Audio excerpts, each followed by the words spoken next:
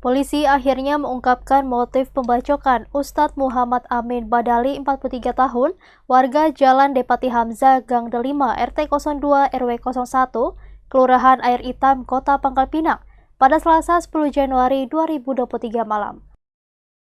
Pelaku bernama Firyansyah alias Rian, 20 tahun, warga Air Hitam, Kota Pangkal Pinang, ditangkap di Treskrimum Polda Bangka Belitung karena membacok korban Amin Badali yang mengalami luka berat di bagian kepala terkena 3 kali sabetan parang.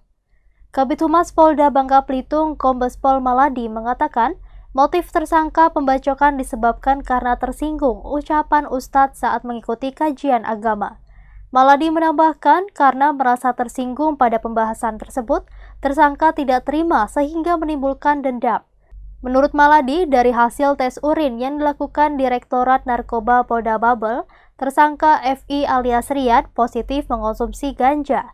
Mengenai kronologi kejadian, Maladi menjelaskan berawal dari tersangka Rian mendatangi rumah korban seorang diri dengan menggunakan sepeda motor pada Selasa 10 Januari 2023 malam.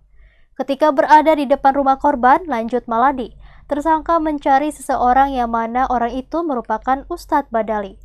Saat itu juga, kata Maladi, tersangka langsung membacok korban dengan parang yang dibawa tersangka ke arah kepala bagian belakang.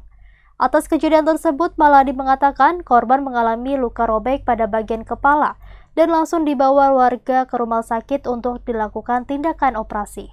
Telah mengamankan seorang laki-laki berinisial P alias Rian usai melakukan pembacokan terhadap seorang ustadz yang bernama Ustadz Badali, warga Jalan Depati Hamzah, Kelurahan Air Hitam, Kota Pangkal Pinang.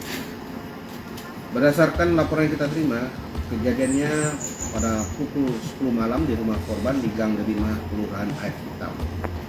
Diduga dalam kondisi mengamuk dan sempat ribut di depan rumah korban. Tersangka mencoba membakar rumah korban dengan di bagian depan samping rumah menggunakan derigen yang berisi bensin sambil membawa satu bilah parang atau golok yang sudah dibawa oleh tersangka.